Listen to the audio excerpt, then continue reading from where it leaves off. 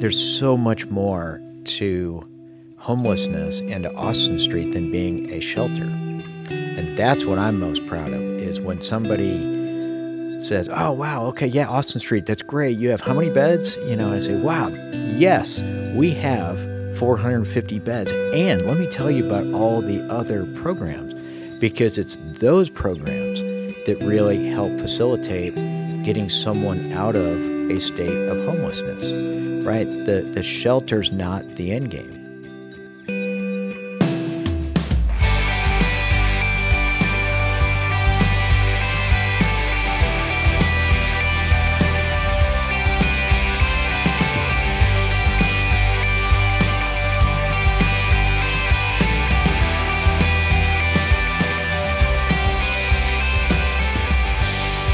Welcome to this special season of the More Than Sunday podcast, as we're partnering with Austin Street Center to share stories of our neighbors who are experiencing homelessness and ways that we can work together to help them home.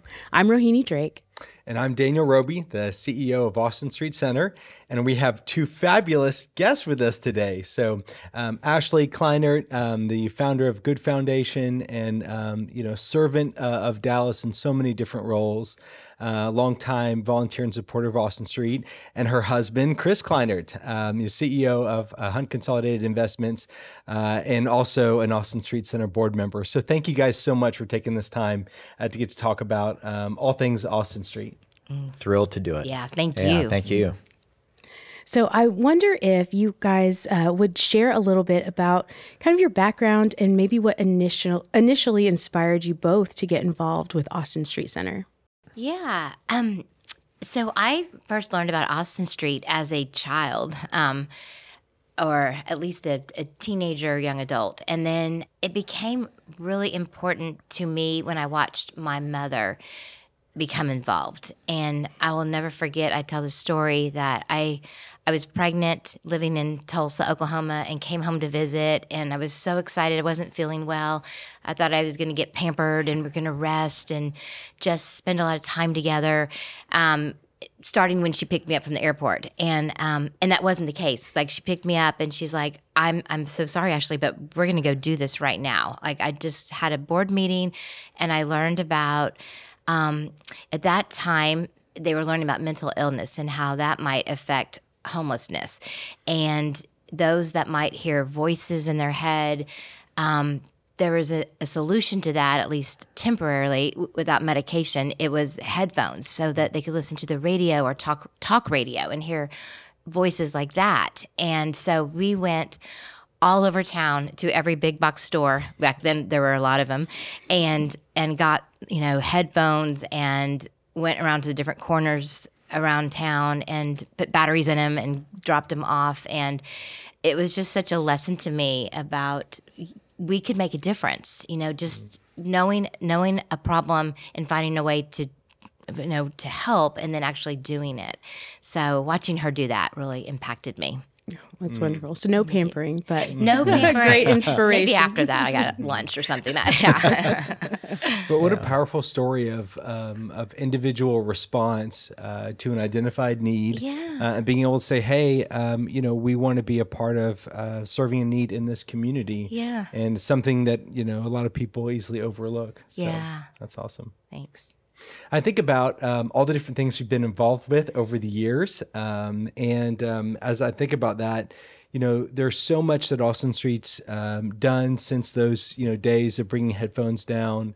We've got, medical programs now and transportation programs. We're doing housing support, outside of just the sheltering, and of course, the expansion of the new building itself and all the collaboration involved. Is there anything that stands out to you guys as strategies that you feel like are particularly effective, that you're proud of being able to reference when you're out in the community? What stands out to you? Maybe if I could expand on Ashlee's introduction to Austin Street, but then in the context of doing so, answer your question. I think it's hard to be immune or naive to the issue of homelessness today.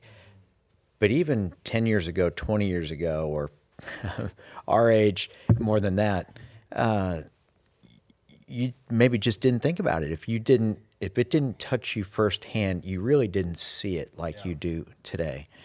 And, watching Nancy and Ray, Ashlee's parents, watching those that they interacted with on the Austin Street Board and the programs that they began to implement with your predecessors and with you, and watching Ashlee on the Shelter Ministries Board.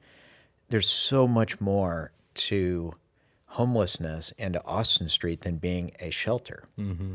And that's what I'm most proud of, is when somebody says, oh, wow, okay, yeah, Austin Street, that's great. You have how many beds? I say, wow, yes, we have 450 beds. Mm-hmm. And let me tell you about all the other programs, because it's those programs that really help facilitate getting someone out of a state of homelessness, right? The shelter's not the end game.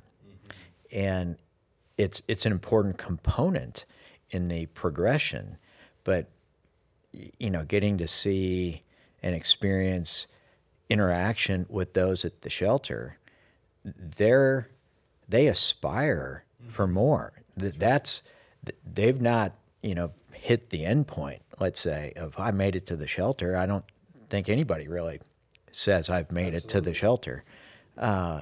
It's the engagement once you're at the shelter, in whether it's trying to find job training skills to get back out into the market, whether it's respite care, the mental health aspect, whether it's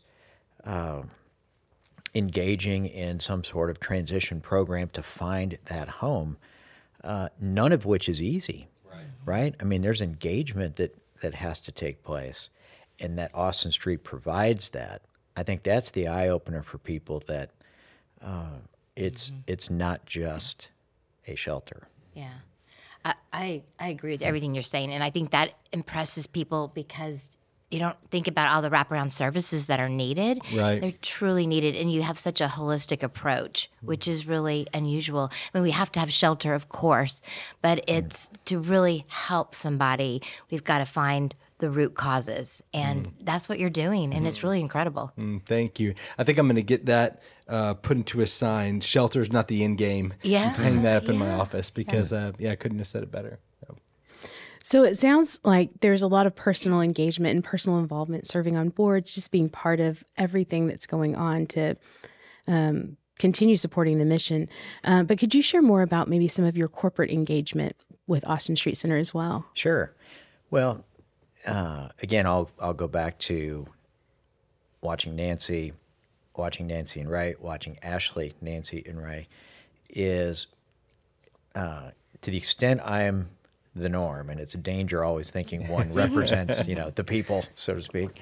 It takes time, right? And in corporate engagement, what I like about working at Hunt is we do try to be active in the community. I think we view our role as stewards of the company to engage in the community, and you never quite know what that one thing is going to be that lights the fire for somebody. And engaging in, whether it's sorting the clothes that come in, sorting the donations that come in, and you really see the passion of the staff and understanding how careful they are in ensuring that, someone that's come to the shelter that didn't bring anything with them, and you get a bag of something and nothing fits, well, how does that help somebody? Yeah. And so the care to make sure that you get something that works for you, so that's inspiring, not further deflating. Right. Dignifying. Dignifying. Yeah, exactly. So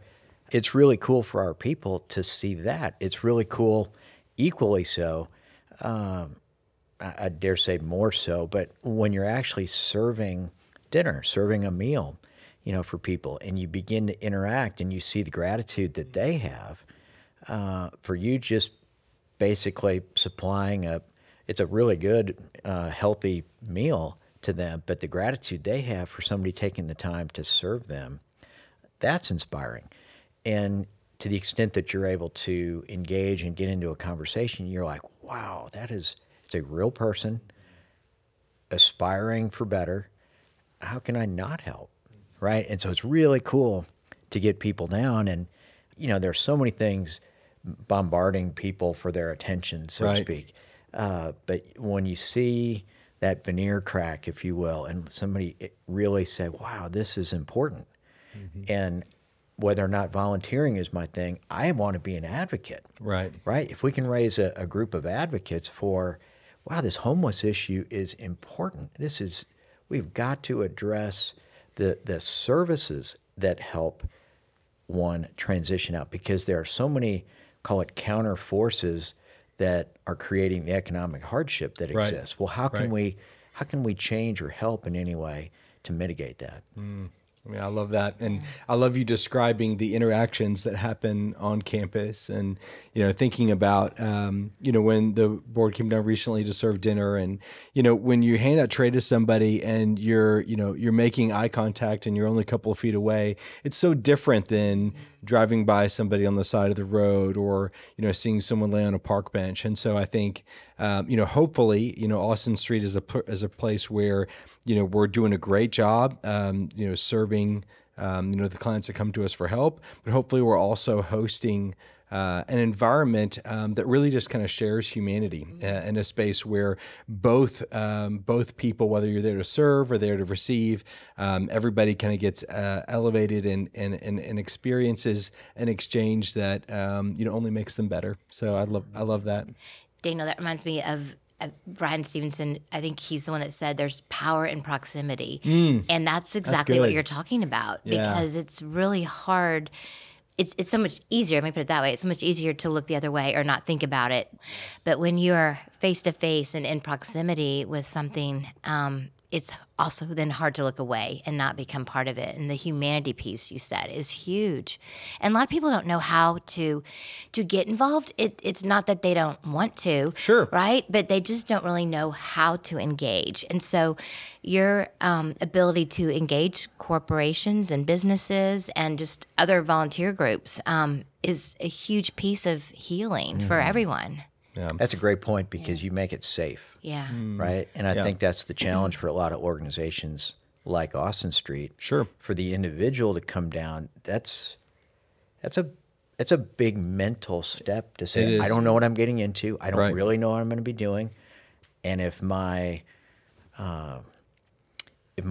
context is, call it the aggressive homeless person, panhandler, absolutely, or I tried to walk through a park and I had somebody, harass you. You don't know what you're getting into, right? And back to the corporate engagement and First Methodist doing things with Austin Street and other groups. It's giving people an opportunity to learn and to understand and to figure out if that's where they'd like to engage, right? And we just need to do more of that. That's why our church is so great too, because we have these formats to talk about it, and from the pulpit, Clayton shares stories and ways to get involved too, and a willingness to roll up our sleeves and do things. Well, and speaking of rolling up your sleeves, recently after the big freeze, I know that Austin Street was very busy helping to make sure everyone had a safe place to be. And I saw on Daniel's social media profile a picture and just thanking some of the people that had been there. And you two were in that picture. So as you're talking about that real life experience, what does it feel like when I volunteer, when I go down to Austin Street? Would you mind just sharing? So I just saw the picture, but will you share kind of what y'all did that day when you were helping out? And I think it was a cleanup day. It was. I think you had a very short amount of time to get people out of the shelter in very cold, frigid temps to sterilize and clean so that they could come back in.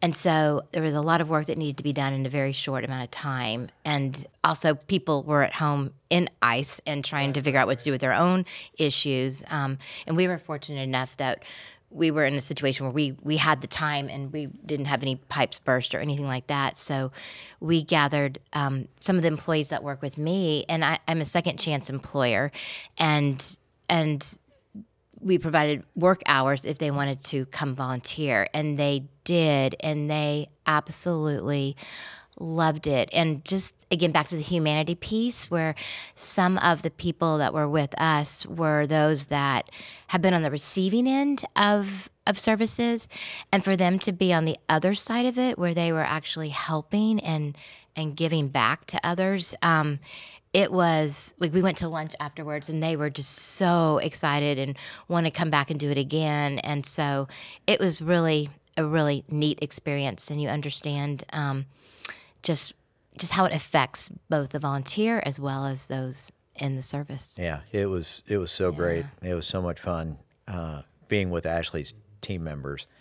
And one of the driving forces for Ashlee and me was having, well, twofold really. One is there was work to be done, and hey, let's go help. And number two was for any tough issue, there's the team, the dedicated team that works every day, and it is one of those 24/7. I might say I've got a 24/7 job.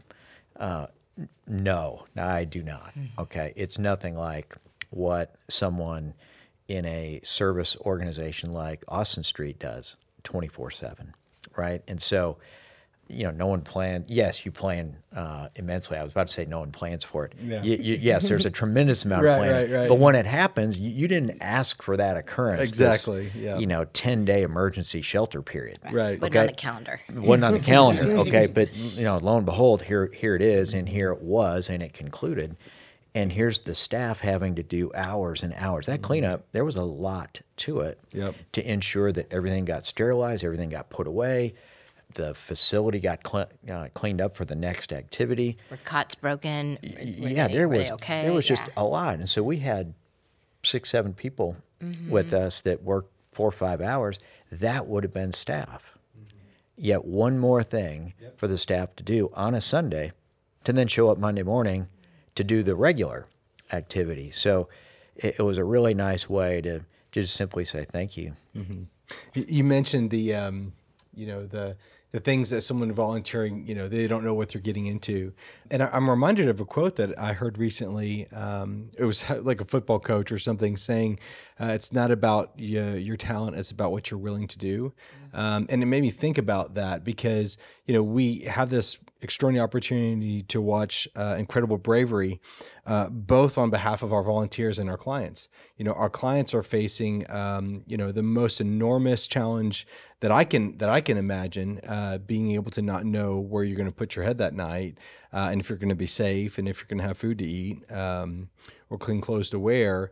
But I also want to say, hey, all the people that say, hey, I'm willing to do something, and I appreciated you guys willing to, serve on a board, but also roll up your sleeves and come down and, clean some cots and do some of that gritty things, because I think a lot of the value too is transferred in that space of what you're willing to do. So appreciate your willingness. Well, God's given us all roles to play, right? Mm-hmm. If we're attentive enough, to listen for what that is. Yeah. So. Well, I love that you're sharing these stories, because part of the reason that we wanted to partner as the More Than Sunday podcast with Austin Street is to share some of these stories to kind of break down maybe potential barriers that people might have for going down there and volunteering and serving. And so, the church that we're a part of is going to create an all-service day where, invites people to go down and serve at Austin Street Center.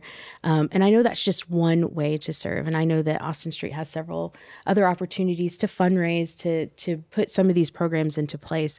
And I know last year you all were a big part of one of the luncheons in the fall, the Humble Beginnings Luncheon. Would you mind sharing a little bit more about what that is and how that helps to support Austin Street Center? I laugh just because, I can hardly remember what I did yesterday. I frantically was trying to remember who was our speaker and all these facts. No, sorry. Don't you remember all that? Yeah, but Humble Beginnings is, it's an incredible celebration, especially this past year because we hit 40 years. Yeah. It was an incredible celebration of where Austin Street started and what it's become. And annually, it typically recognizes a really unique individual with a humble beginning story. And Austin Street was kind of formed out of humble beginnings, and really we all are in a way. And celebrating that in a way that increases awareness and really makes things personal with those that are being served at Austin Street and just how important that resource is in our community. So it was a fun thing to do together and honor those that have served, before us. Yeah, yeah. And a lot of times I think luncheons are important they're important for many reasons, or events, large fundraising events. Certainly the fundraising is important, but also what they say, the friend raising or the relationships again, because once again, maybe a company buys a table, and some of their workforce will attend because the company bought the table and they go. But again, it's a touch point that they might not otherwise have. And so you have a captive audience in there, and you can just feel it's palpable, the energy sometimes, and the compelling stories that are able to share with a large audience like that. And just for people to be united. There's so many divisive things, we hear about it all the time, but when you just have a room full of people that care or are learning about something for which they care, it's really special. Well, thank you. Thank you for sharing that. Yeah. We've been involved in so many different campaigns together. And I think about, the campaign to, launch a new building, the Humble Beginnings Luncheon. And then, we've got an upcoming No Place Like Home event on May the 2nd. Yeah. So I hope many people can attend. But, part of that too is, we're building on a story of the importance of a home.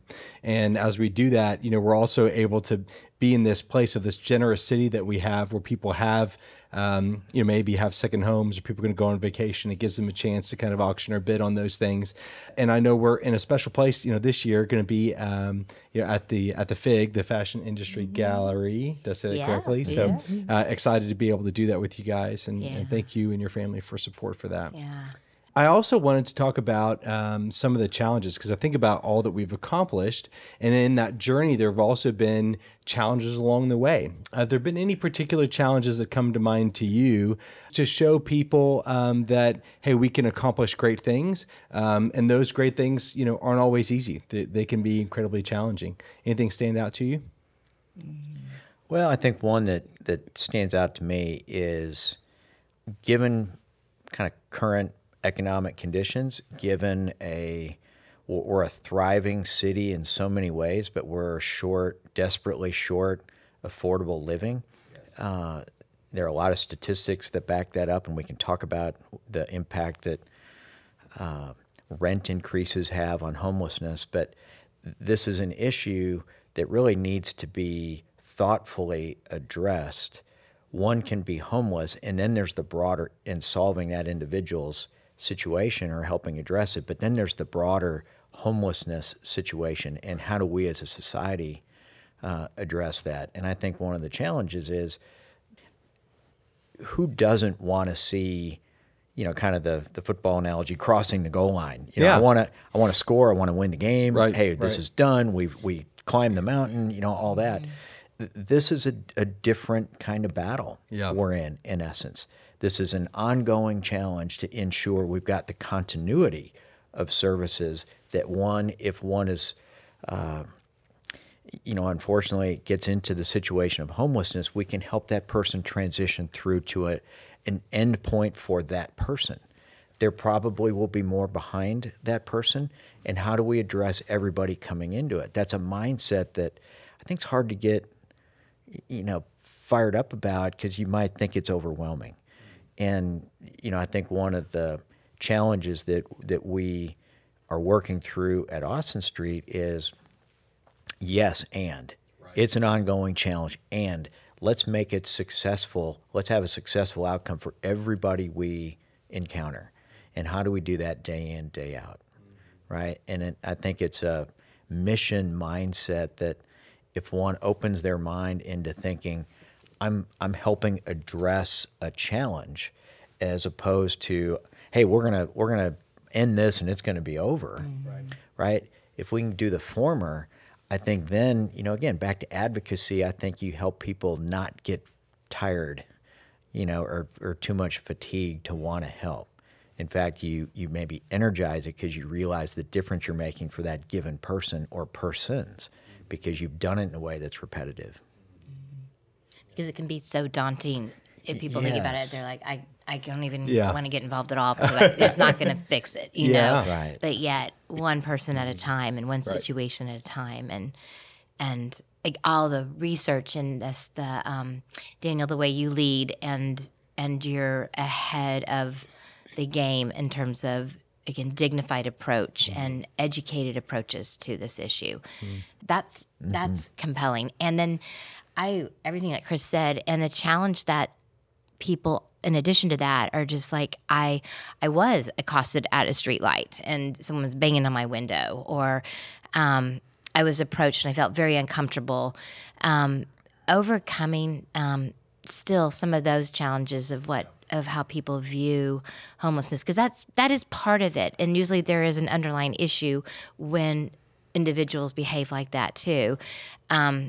So when we say someone is like insecure housing or homeless, that encompasses so many other things, again, that lead to that point, whether it's undiagnosed medical issues, we're having a mental health crisis, and that affects so many ills and ails in our society, and then finding jobs. And as a second chance employer, I can speak to that too, where someone might have made a mistake, or they maybe they didn't even make the mistake, but yet they're having to wait 2 years for to go to court to try to clear up their name. But meanwhile, they have a pending case, and so they're really unable to find employment, or they were in jail for a couple of days, but they lost their job and their car was impounded, and they're behind in paying things, and they just don't get caught up. There's just so many issues that lead to someone finding themselves without a house or a home, a roof over their head. You know, there are, and I'm thinking, I know we were talking about this before the podcast started, but $100 increase in median rent will increase homelessness in 9% in any community, and that speaks to those underlying economic conditions, even in a prosperous time period. And what is the result of that, right? And the result can be thousands of people in an inclement weather shelter. The results of that can be a lot of people who are in crisis. And if I think about, the way the brain works, and that somebody can end up essentially having nothing, you oftentimes do things that you think you would never do when you're actually in a position where you have nothing, and nothing therefore to lose. And so how do we try to curb that? And I'm so hopeful with the over 500 folks that we are able to move out and back into the community every year. And I hope that we just are able to grab the hold and maintain hold on those stories, because like to your point, it's easy to get lost in the need and not recognize the success that's happening as well. Yeah, well, a lot of success. Yeah, that's a great point. If I could add just one thing to really what you and Ashlee just said too. I don't think any of us want to minimize, trauma is a strong word, but one can have a very visceral, harsh encounter and really shape their view towards, or frustration or impatience with a homeless person. Mm-hmm. And as Ashlee articulately said, there are a lot of underlying reasons why a person may not want to. They don't have the trust to want to come to a shelter. Perfectly said. They're totally fine being on a corner and kind of having found other people in similar conditions, and they cope together. And that's a portion of the homeless community, if you will, and that there's a significant portion of the people that are just like any of us that had an unfortunate situation, maybe something with their job, rent went up, whatever it is, illness. Mm-hmm. And, they aspire for something more, and they're capable of more, but their circumstances have radically changed. And, it's if you don't really know that, you might easily fixate on the encounter that you had. So again, it's the exposure, it's the engaging in a way that caused people to say, wow, this is... that could easily be me, and I'm thankful that's not me, and how do I express my gratitude? Yeah. and it could be in helping. Absolutely. And how can I serve? Absolutely. So I hope everyone goes to that austinstreet.org website and signs up to volunteer. Yes. But I love hearing about the more. And, as we're here for the More Than Sunday podcast, this certainly is, more than Sunday. It's bringing in, bringing in a life of service and, many lives who are transformed because of the help that you and First United Methodist Church of Richardson are providing. So. Well, I want to thank you both just so much for this conversation, and personally just being able to hear, yes, there are challenges. Yes, there is a long journey ahead for people, but it's clear with the passion that you speak on these issues and just the fulfillment I can hear that you get from just being with your neighbors and doing the best that you can with what you have to help them, really help them home. It's inspiring, and I'm just so glad that you were able to take the time to talk to us today. Well, thank you for having us, and what a great series. We're honored to be a part. We sure are. Thank you very much. Thank you. Thank you, Daniel.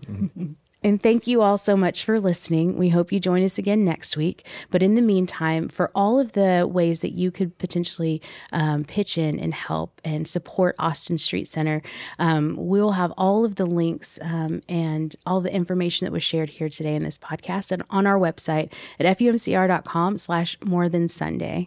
And then, Daniel, if you want to share a little bit more about the event that you mentioned that's coming up on May 2nd. That's right. So May 2nd, No Place Like Home. Please come out and join us. We're going to be at the Fig downtown. We're going to have a lot of fun.